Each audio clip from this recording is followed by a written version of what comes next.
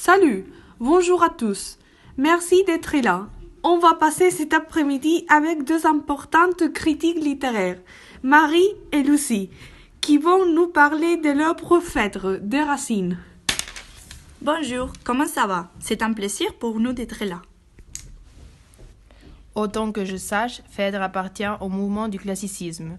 Est-ce que vous pourriez nous expliquer pourquoi? Bah oui, dès la seconde moitié du XVIIe siècle, il apparaissent des règles qui sont inspirées des modèles grecs et latins. Quant à la langue, le désir du classicisme s'aidait à purifier, et c'est pour cette raison que tout est écrit en vers, même le théâtre. L'idéal classique, c'est l'honnête homme, mesuré, discret, élégant, poli, qui s'intéresse aux arts et aux sciences et qui se guide par la raison. De plus, comme vous savez, ce mouvement est attaché à Louis XIV, le roi Soleil. Son quotidien était tout un spectacle. Sa passion était la danse et le théâtre. Il organisait des représentations dans lesquelles il participait. Le classicisme, c'est le siècle du théâtre, car c'est lui qui commande des œuvres.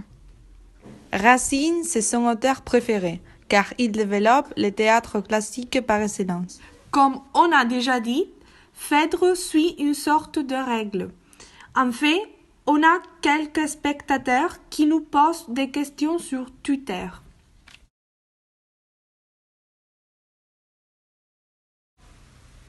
Bien sûr, par rapport à la règle des 3 unités établie par Boileau, Phèdre se déroule en une seule journée, dans un seul lieu, très scène, et il y a une seule intrigue. Racine a choisi le sujet de Phèdre car le mythe est plus complexe. Quelle est l'intrigue? Phèdre tombe amoureuse de son beau-fils, Hippolyte, qui la refuse car il aime Aricie. Après cela, Phèdre l'accuse de l'avoir violée. Son père, Thésée, le condamne à l'exil. Cependant, Hippolyte va être attaqué par un monstre et périra.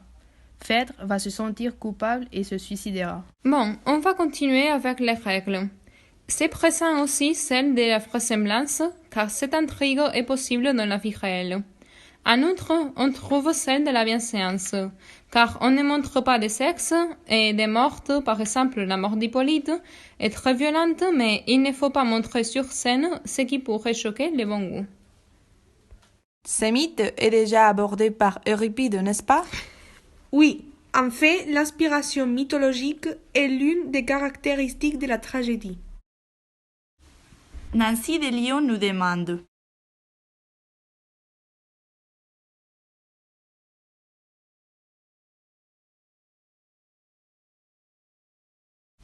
Premièrement, l'idée la plus importante, c'est trouver la différence entre la raison et la passion. Il faut tenir compte que la raison doit être plus forte que la passion, sinon on est perdu. L'auteur essaye de faire ressentir les sentiments, instruire et plaire pour corriger les défauts humains. C'est la raison pour laquelle Racine introduit les termes de terreur et pitié, liés à la religion jansénite qui refusa sa grâce pour sauver les gens de la damnation éternelle. Ce qu'on peut exprimer comme la catharsis, pour plutôt instruire l'auteur, influencé par Platon et Aristote. Non, Phèdre, c'est la passion en personne, parce qu'elle crée autour d'elle un chaos qui mène à la mort de presque tous les personnages. Alors, l'auteur présente l'amour comme un aspect négatif. Pour Racine, l'homme en société peut pécher. Ensuite, la religion catholique est présente tout au long de l'œuvre, parce que Racine et Louis XIV étaient très catholiques. C'est pour ça que Phèdre est liée à un destin implacable. Selon les préfaces, elle n'est pas ni tout à fait coupable ni innocente. Elle n'est pas coupable car on ne peut pas choisir de qui elle va tomber amoureuse. Pourtant, elle n'est pas innocente parce qu'elle cause la mort à la plupart des personnages. Elle accuse Hippolyte de la violer et elle commet des péchés capitaux liés à la passion comme la luxure, l'envie et la colère. Oui, en fait, ce que Racine nous transmet, c'est un sujet universel. Voilà la littérature. C'est comme l'amour impossible de Roméo et Julien. Bon, merci d'être passé sur les plateaux des poupées littéraires. Passez une très très bonne soirée et merci.